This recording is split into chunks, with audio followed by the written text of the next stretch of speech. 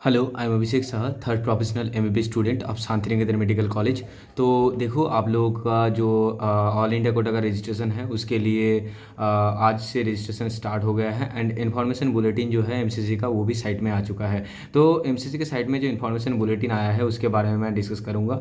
तो आज मैं डिस्कस करूँगा, देखो धीरे धीरे जो एमसीसी के साइट में क्या क्या इन्फॉर्मेशन आया है सब कुछ मैं डिस्कस करूँगा आपके साथ, जो है बहुत ही जल्दी सब कुछ बता दूंगा। आज जो मैं आपको बताऊँगा राउंड 1, राउंड 2 एंड राउंड 3 के बारे में, कैसे काउंसलिंग में आपको पार्टिसिपेट करना है, कैसे आपको काउंसलिंग अच्छे से करवाना है उसके बारे में। देखो, तो जैसे कि फ्री एग्जिट हो गया, सिक्योरिटी डिपॉजिट हो गया एंड अदर्स बहुत कुछ होते हैं, तो सब कुछ मैं आपको यहाँ पर बताऊँगा, ठीक है। तो देखो, ये फ्लो चार्ट यहाँ पर दिया हुआ है ना एमसीसी ने, कि पहले यहाँ पर कहा हुआ है कि हाँ, यहाँ पर देखो ऑनलाइन जो मेडिकल काउंसलिंग है वो आपको कहाँ पर करना है। तो वो आपको करना है, यहाँ पर देख सकते हो आप, वो आपको करना है एमसीसी के साइट में जाकर आपको करना है, ठीक है। अब देखो यहाँ पर आपका जो है, पहले यहाँ पर क्या क्या करना है, यहाँ पर आपको करना पड़ेगा जो है ना, आपको यहाँ पर रजिस्ट्रेशन करना पड़ेगा, ठीक है। आप देख सकते हो रजिस्ट्रेशन करना पड़ेगा, पेमेंट फ़ी पेमेंट जो है वो करना पड़ेगा, ठीक है। अब फ़ी पेमेंट में दो चीज़ आते हैं, एक है रजिस्ट्रेशन और एक है सिक्योरिटी डिपॉजिट, यहाँ पर आप देख सकते हो, ठीक है। तो दो चीज़ यहाँ पर करना पड़ता है, ठीक है। तो यहाँ पर आप देख सकते हो, यहाँ पर देखो registration and security deposit. Registration के लिए देखो मैं यहाँ पर बता देता हूँ आपको। तो रजिस्ट्रेशन के लिए जो है ना, तो जनरल कैटेगरी के लिए आपका यहाँ पर 1000 लगता है एंड अदर्स कैटेगरी जो भी है ना, तो उनके लिए लगता है यहाँ पर 500 रुपीज़। एंड सिक्योरिटी डिपॉजिट जो है वो भी मैं यहाँ पर कह देता हूँ, वो है जनरल कैटेगरी के लिए, अगर मैं बताऊँ वो लगता है 10,000 रुपीज़, ठीक है। एंड अदर्स कैटेगरी के लिए लगता है 5,000 रुपीज़, ठीक है। अब देखो, ये आपको देना है। उसके बाद आपको क्या करना है, चॉइस फिलिंग करना है। उसके बाद जो है चॉइस लॉक करना है, या फिर वो ऑटोमेटिक लॉक हो जाता है। उसके बाद रिजल्ट आएगा, आपका अलॉटमेंट होगा, सीट अलॉटमेंट होगा आपका फर्स्ट राउंड का, ठीक है।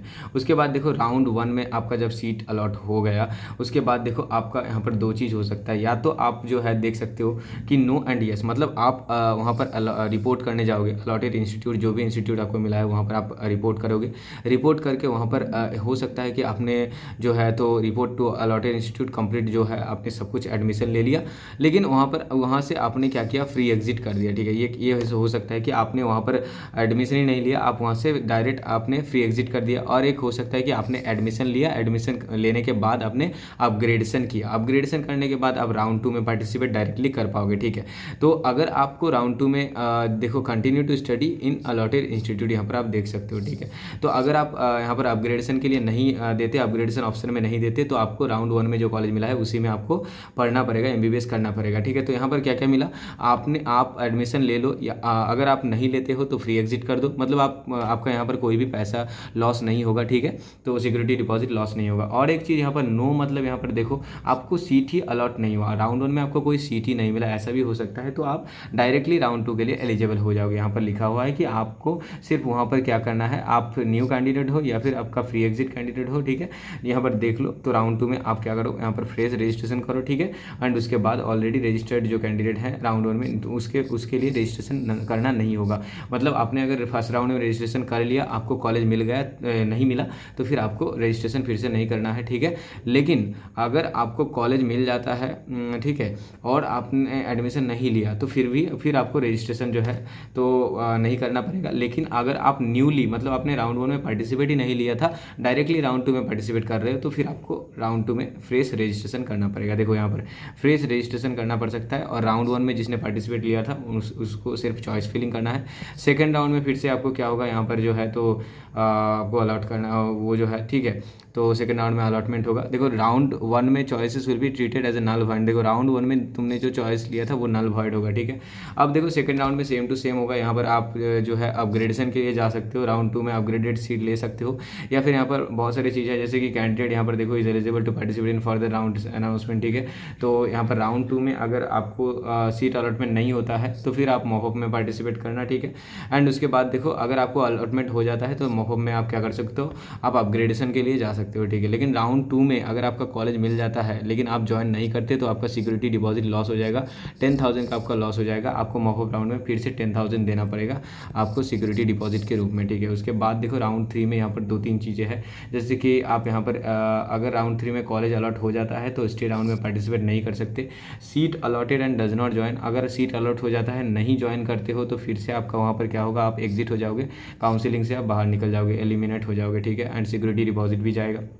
उसके साथ साथ देखो यहाँ पर जॉइन अलॉटेड सीट, ठीक है, अलॉटेड सीट ज्वाइन कर लो। ज्वाइन करने के बाद और आप फर्दर राउंड में पार्टिसिपेट नहीं कर सकते। If upgraded then candidate must relieve from round 2 seat join, ये सब जो है अपग्रेडेशन हो जाएगा तो राउंड कॉलेज ले लेना।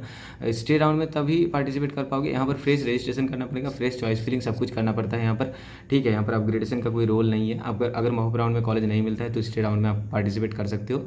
एंड देन आपका यहाँ पर जो है देखो, अगर आपको कॉलेज मिल जाता है लेकिन कॉलेज अलॉटेड कॉलेज में आप ज्वाइन नहीं करते हो तो आप 1 ईयर नीट नहीं दे सकते हो, नीट से बैंड कर दिए जाओगे आप, ठीक है। तो ये आप सोच लेना पहले ही।